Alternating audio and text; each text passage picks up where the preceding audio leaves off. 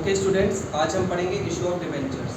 तो last topic हमारे थे इशू ऑफ शेयर्स वाले चैप्टर में हमने पढ़ा और उसके बाद अभी हमने डिबेंचर्स का थोड़ा बहुत इंट्रोडक्शन पढ़ा। तो इस टॉपिक में हमें क्या पढ़ना है? इशू ऑफ डिबेंचर में सेम है, इशू ऑफ शेयर्स में आपने जैसे पढ़ा था उसी के जैसा है। यहाँ पर बस क्या करना है, हमें शेयर्स की जगह पर डिबेंचर करना है। ये मैं आपसे बात कर रहा हूँ सिर्फ जर्नल एंट्रीज के रिगार्डिंग, ठीक है। इसके पहले हम क्या करेंगे, थोड़ा सा इंट्रोडक्शन जान लेते हैं। कैसे? सबसे पहली बात, डिबेंचर है क्या? डिबेंचर क्या है? डिबेंचर हमने लास्ट टॉपिक में पढ़ा था कि डिबेंचर का मतलब होता है एक ऐसा बोरोड फंड जो एक कंपनी ने लॉन्ग टर्म पर्पस के लिए ओपन पब्लिक या प्राइवेट सोर्सेज से बोरो किया है, ठीक है। तो डिबेंचर के बारे में पहली बात क्या देखेंगे कि ये क्या है? एक बोरोड फंड, बोरोड फंड, ठीक है। क्योंकि हम शेयर्स वाले चैप्टर को अच्छे से जानते हैं तो डिबेंचर के बारे में पढ़ाई जो है हम शेयर से कंपेयर करके पढ़ेंगे, ठीक है। तो सबसे पहले इन शॉर्ट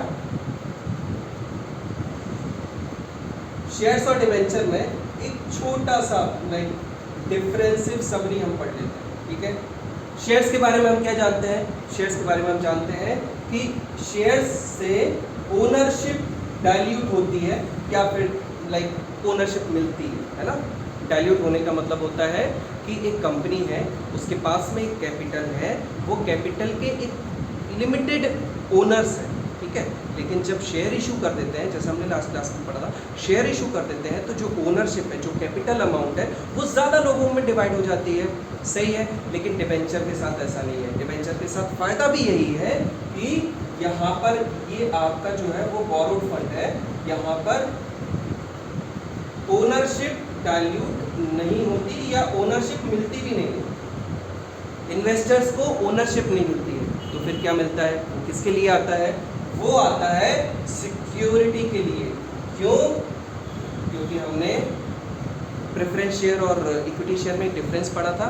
अब तुम ऐसा समझ लो कि इक्विटी शेयर उसका एक हाइब्रिड मॉडल हो गया प्रेफरेंस शेयर, जहाँ पर थोड़ी ज़्यादा सिक्योरिटी, सेफ्टी, रीपेमेंट में सेफ्टी, और डिबेंचर जो है वो अल्ट्रा सिक्योर्ड है, ठीक है। यहाँ पर आपको सिक्योरिटी मिलती है, डिबेंचर में अल्ट्रा सिक्योरिटी मिलती है ना। सेकंड क्या है?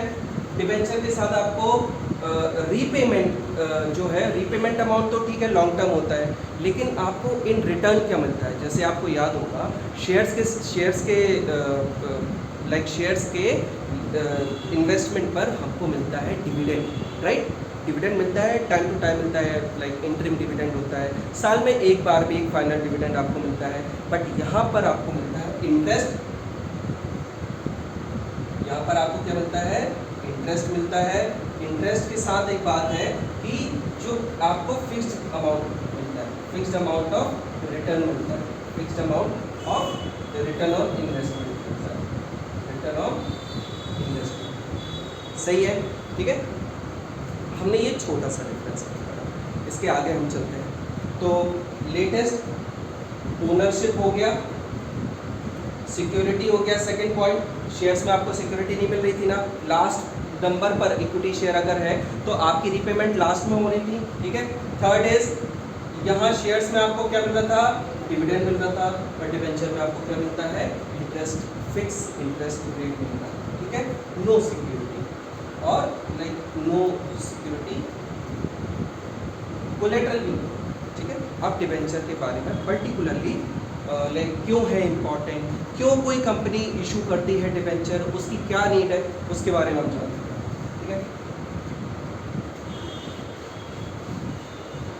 तो कोई भी कंपनी डिबेंचर इशू क्यों करेगी? अगर उसको ऑप्शन है, दूसरे मल्टीपल ऑप्शन है, उसके पास इंटरनल सोर्सेज ऑफ फंड्स है, रिटेन्ड अर्निंग है, उसकी अपनी खुद की अर्निंग है, पास्ट वाली अर्निंग है, शेयर इशू करने का ऑप्शन है, उसके पास बैंक से लोन लेने का ऑप्शन है, तो डिबेंचर को इशू करने की क्या ज़रूरत है? फर्स्ट थिंग, यहाँ पर फर्स्ट पॉइंट क्या आएगा कि डिबेंचर इशू इसलिए करती है क्योंकि इसका जो लॉन्ग टर्म पीरियड होता है, इसका जो रीपेमेंट पीरियड होता है वो लॉन्ग टर्म होता है। क्या होता है? रीपेमेंट पीरियड लॉन्ग टर्म होता है। रीपेमेंट पीरियड का मतलब क्या होता है? There is a maturity date, तो डिबेंचर है, डिबेंचर एक कंपनी ने क्या किया, डिबेंचर को बोरो किया, डिबेंचर को उसमें उन्होंने ऐसे किया कि डिबेंचर की उन्हें पेमेंट करनी है, ठीक है। तो पेमेंट करने के लिए जो एक मैच्योरिटी पीरियड होगा, एक रीपेमेंट पीरियड होगा, वो 10 साल, 20 साल, 30 साल का होगा, ठीक है। सेकंड, डिबेंचर इशू करने के लिए सबसे अच्छी बात यह है कि आप जब भी कोई कहीं से आप फंड्स बोरो करते हैं, फंड्स रेज करते हैं, तो क्या होता है, आपको एक बात दिमाग में आती है कि फंड रेज करने के लिए कितना पैसा खर्चा होगा। उसको हम क्या बोलते हैं इंग्लिश में, finance, finance on like raising fund, finance for raising fund. तो यहाँ पर शेयर्स, जब आप शेयर्स के थ्रू आप फंड रेज करते हो तो उनको डिविडेंड देना पड़ता है, स्टॉक मार्केट को भी कुछ ब्रोकरेज वगैरह अमाउंट देना रहता है। लेकिन डिबेंचर में जो है, जो बोरोड फंड है, उसका जो कॉस्ट है, कॉस्ट ऑफ फाइनेंसिंग है, कॉस्ट ऑफ फाइनेंसिंग कम हो जाता है। तो चीप फाइनेंसिंग है, ये एक अच्छा रीज़न है, चीप फाइनेंसिंग। सही है, समझ रहे हो ना।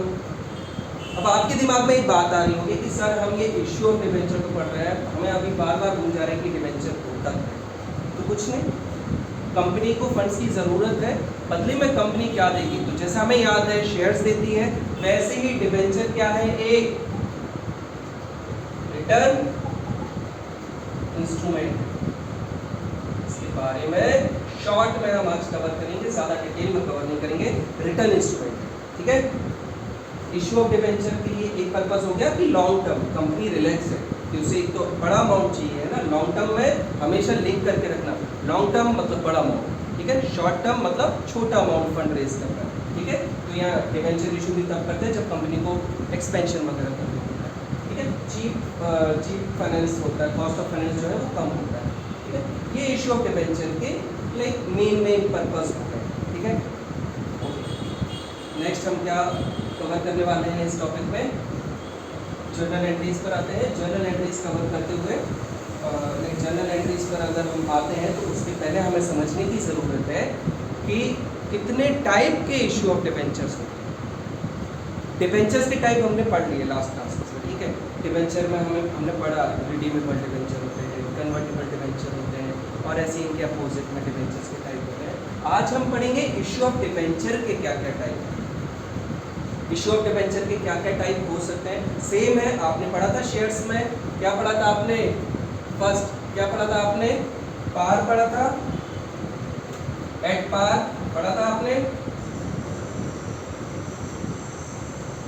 पार का मतलब क्या होता है, अभी एक नया टर्म आने वाला है वापस से, अगर आपको रिकॉल नहीं हो पा रहा है तो क्या है, इशू ऑफ डिबेंचर में फर्स्ट केस हो रहा है एट पार। पार का मतलब होता है हर एक डिबेंचर की, जो कि एक रिटर्न इंस्ट्रूमेंट है, जो कि एक रिटर्न डॉक्यूमेंट है, उसकी एक फेस वैल्यू होती है। फेस वैल्यू का मतलब क्या हुआ, अगर एक डिबेंचर इंस्ट्रूमेंट का एक उसका जितना भी उसका वैल्यू होता है, बिल्कुल उसी वैल्यू पर अगर वो एग्जिस्ट करता है, उसी वैल्यू पर अगर वो इशू होता है, उसी वैल्यू पर वो रिडीम होता है, रीपे होता है, that is called face value.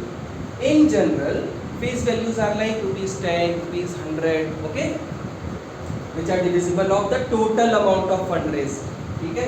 जो टोटल अमाउंट का हम फंड रेज करते हैं ना, उसको डिवाइड करते हैं, नंबर ऑफ डिबेंचर से, तो हमें मिलता है क्या, फेस वैल्यू। तो यहाँ इस केस में हम मान लेते हैं कि एक डिबेंचर है लेट से 10 रुपए का, तो 10 रुपए उसका क्या हो जाता है, फेस वैल्यू हो जाता है। और यही इशू ऑफ डिबेंचर में हमको पढ़ना है एट पार।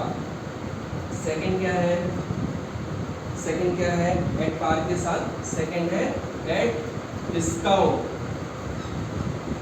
डिस्काउंट का मतलब क्या होगा, डिस्काउंट का मतलब हुआ एक फेस वैल्यू है उसकी, हमें मालूम है हर बार हमें टाइप्स में क्या कंपेयर करना है, फेस वैल्यू से कंपेयर करना है। तो फेस वैल्यू है उसकी, डिबेंचर की फेस वैल्यू क्या है, मान लेते हैं ₹10, लेकिन वो बोल रहे हैं हम डिस्काउंट पर इशू करेंगे। डिस्काउंट पर इशू करने का मतलब क्या होता है, डिस्काउंट पर इशू करने का मतलब होता है less than face value, less than face value. तो अगर 10 रुपए का डिबेंचर है तो हो सकता है वो इशू कितने में कर रहे हैं, 9 रुपए में।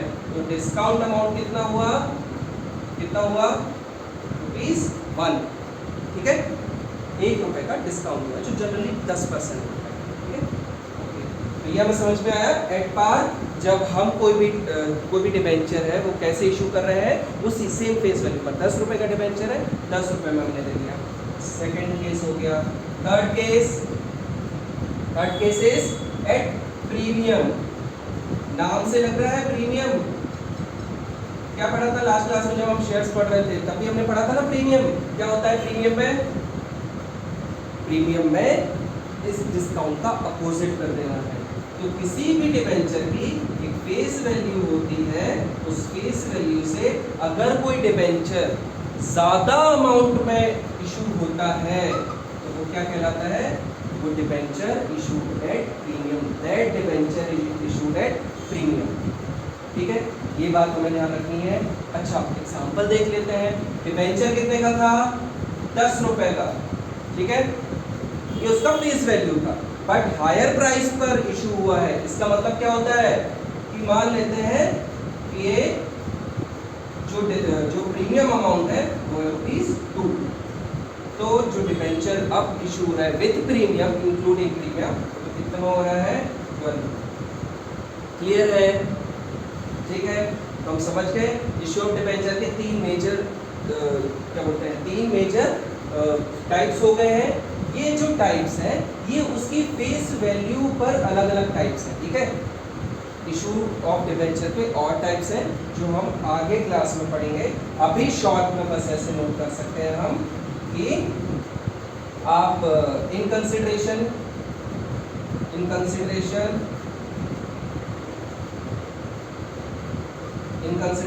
Other than cash.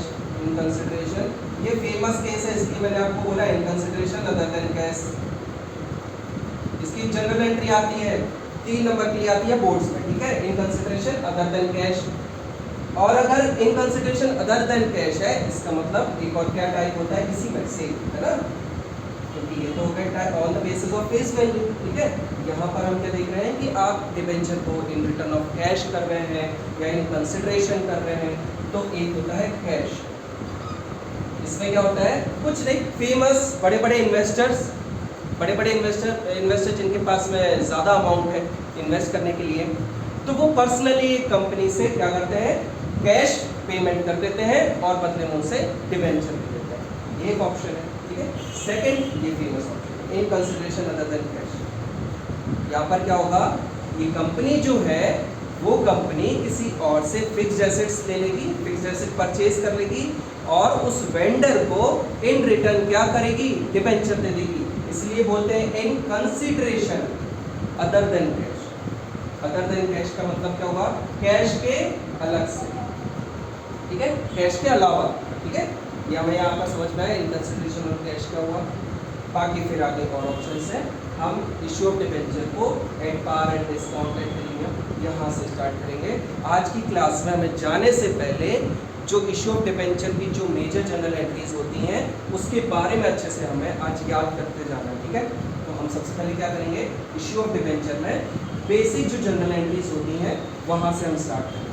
ठीक है, आप लोगों को अभी रिकॉल करना है issue of shares. Issue of shares करेंगे और same like fill in the blanks खेलते हैं। ठीक है, सबसे पहले हम क्या करेंगे? सबसे पहले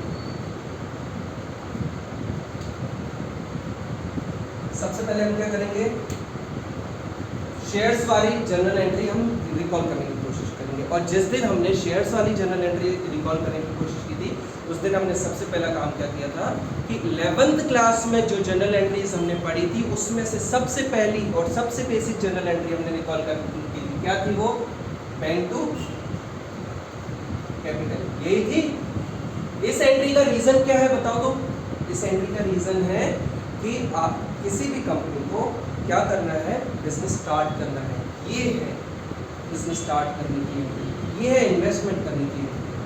तो यहाँ पर हम छोटा सा गोल्डन रूल रिकॉल करेंगे। क्या करेंगे? बैंक डेबिट होगा क्योंकि हमारे पास पैसा आया है। ठीक है, capital credit nature liability nature का है। ठीक है, एक कंपनी और उसके ओनर के बीच में जो सेपरेशन वाला रूल चलता है उसके अकॉर्डिंग यहाँ पर हम कैपिटल को लायबिलिटी मानेंगे। इंटरनल लायबिलिटी है लेकिन लायबिलिटी मानेंगे। और कैपिटल कहाँ इंक्रीज होता है? क्रेडिट साइड इंक्रीज होता है। ठीक है। और बैंक क्या होगा, डेबिट साइड इंक्रीज होगा। तो बैंक में पैसा आया है, हम क्या करेंगे अभी यहाँ पर इंक्रीज करेंगे, कहाँ पर, डेबिट। ये वाली होगी 11th क्लास वाली। अब आज रिकॉल करते हैं हम कौन सी वाली, शेयर वाले चैप्टर की। तो उसमें क्या होता है, बैंक टू शेयर एप्लीकेशन या फिर इक्विटी शेयर एप्लीकेशन, यही एंट्री होती है। ठीक है, bank to share application, share application to share capital. ठीक है, bank to share application, share application to share capital. अब दो बातें बताऊंगा, ध्यान रखना क्या कि ना बैंक और कैपिटल यही दोनों सबसे ज्यादा इंपॉर्टेंट है। शेयर एप्लीकेशन हो, शेयर अलॉटमेंट हो, शेयर फर्स्ट कॉल हो, शेयर सेकंड कॉल हो, इसमें ये ज़्यादा इंपॉर्टेंट नहीं है। यहाँ पर ये वाले चैप्टर्स में इंपॉर्टेंट है, बट इन रियल अकाउंटिंग जो मेजर एंट्री होती है, जहाँ पर रियलिटी में up to the end debit और क्रेडिट होते हैं बैंक और कैपिटल। देखो, शेयर एप्लीकेशन हमने क्रेडिट किया था, शेयर एप्लीकेशन हमने डेबिट किया। हमें मालूम है कि अगर किसी भी अकाउंट को हम क्रेडिट और डेबिट सेम अमाउंट से करते हैं तो वो नल एंड वॉइड हो गया। तो देखो एंट्री क्या बची, बैंक टू शेयर कैपिटल, ऊपर पढ़ो कैसे, bank to capital, bank to share capital. यहाँ पर भी हम वही करने वाले हैं।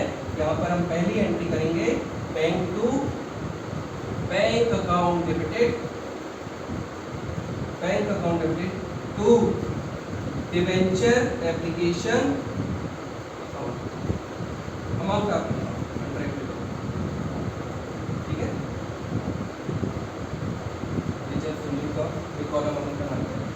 ये bank to debenture application account. तो मैंने आपसे बोला था फिल इन द ब्लैंक्स करेंगे, तो फिल इन द ब्लैंक्स हमने यहाँ पर क्या किया, शेयर की जगह हमने क्या किया, डिबेंचर। सिंपल। अब बस आपको शेयर वाले चैप्टर की जनरल एंट्रीज रिकॉल करते जानी है और डिबेंचर वाली एंट्रीज में आपको उनको फिल करते जाना है। इसके लिए नरेशन क्या होगा, बीइंग डिबेंचर एप्लीकेशन मनी, या आपको क्या करना है, नरेशन। ठीक है, नरेशन लिखते हुए जाना है, रिकॉल करते हुए जाना है, बीइंग से स्टार्ट करना है। जो भी यहाँ पर ट्रांजैक्शन हुआ है, जो भी इवेंट हुआ है, वो हमको यहाँ पर नोट करना है। ठीक है, पहला हो गया बैंक टू डिबेंचर एप्लीकेशन। दूसरा क्या होगा बताओ, debenture application two percent debenture, कोई भी amount of percent debenture, 10% debenture है। ये भी फिल इन द ब्लैंक्स वाले हैं। क्वेश्चन में जैसा लिखा होगा 8% डिबेंचर है, 10% डिबेंचर है, वही हम यहाँ पर लेंगे डिबेंचर अकाउंट। बस इतना लिखना है आपको। ठीक है, यहाँ पर भी हमने क्या किया है, बैंक को डेबिट किया है और डिबेंचर को हमने क्या किया है, क्रेडिट किया है। तो लास्ट क्लास में जब हमने शेयर्स वाले चैप्टर में हमने पढ़ा था कि शेयर कैपिटल को कोई फर्क नहीं पड़ता है कि डिस्काउंट पर इशू हुआ था या प्रीमियम पर इशू हुआ था, कैपिटल में सिमिलर वही अमाउंट जाएगा जो फेस वैल्यू से multiplied by number of share होगा। सिमिलरली यहाँ पर भी डिबेंचर के साथ वही होगा, डिबेंचर में भी वही होगा, डिबेंचर में face value multiplied by number of debenture. अच्छा, फेस वैल्यू में हमने यहाँ पर क्या किया है, डिवीजन किया है। कैसा डिवीजन किया है आप जानते हो, शेयर्स वाले चैप्टर में आपने क्या क्या कॉल्स पढ़े थे, एप्लीकेशन था, अलॉटमेंट था, एप्लीकेशन था, अलॉटमेंट था, फर्स्ट कॉल था और सेकंड एंड फाइनल कॉल था। तो क्योंकि हमने इनके बारे में ऑलरेडी पढ़ रखा है, मैंने इसको आपको अभी डिटेल में नहीं बताया, लेकिन फिर भी अगर आपको रिकॉल नहीं हो रहा तो आप शॉर्ट गो थ्रू इस पर हम कर लेंगे। लेकिन अभी हमको क्या करना है, ये ध्यान रखना है कि एप्लीकेशन की ये एंट्री, ठीक है, ये एप्लीकेशन आपका टोटल जो आपका डिबेंचर वो कितने अमाउंट का है, टोटल आपका डिबेंचर हमने यहाँ पर लिया था, फेस वैल्यू जो ली थी हमने वो ली थी 10। ठीक है, तो एप्लीकेशन आपका कितने का हुआ है, एप्लीकेशन मान लेते हैं 2 का है, अलॉटमेंट आपका 3 का है, फर्स्ट कॉल आपका 2 का है, फाइनल कॉल आपका 3 का है। तो बताओ यहाँ पर हमने क्या एक अलग कौन सा रूल हमने फॉलो किया है या कौन सा टाइप ऑफ इशू हम यहाँ पर फॉलो कर रहे हैं, एट पार वाला केस है। कौन सा वाला केस है, एट पार वाला केस। ठीक है, एट पार में सीधा फेस वैल्यू ले रहे हैं हम, कोई कॉम्प्लेक्सिटी नहीं है, सिंपल जनरल एंट्री है। शेयर वाले चैप्टर को रिफर करना है आपको और डिबेंचर को शेयर की जगह पर फिल कर देना है। कैपिटल नहीं आएगा, ये गलती कभी मत करना, बार बार आप ये गलती कर देते हैं कि यहाँ पर आप डिबेंचर कैपिटल लिख देते हैं। Debenture is not capital, let me repeat this with you. Capital amount जो होता है, कैपिटल अकाउंट जो होता है वो क्या होता है, इंटरनल लायबिलिटी होती है, और डिबेंचर क्या होता है, एक्सटर्नल लायबिलिटी है, बॉरोड फंड है। आपने अभी पढ़ा था कि क्या है डिबेंचर, एक बॉरोड फंड है, दिमाग में रखना है ये बात। डिबेंचर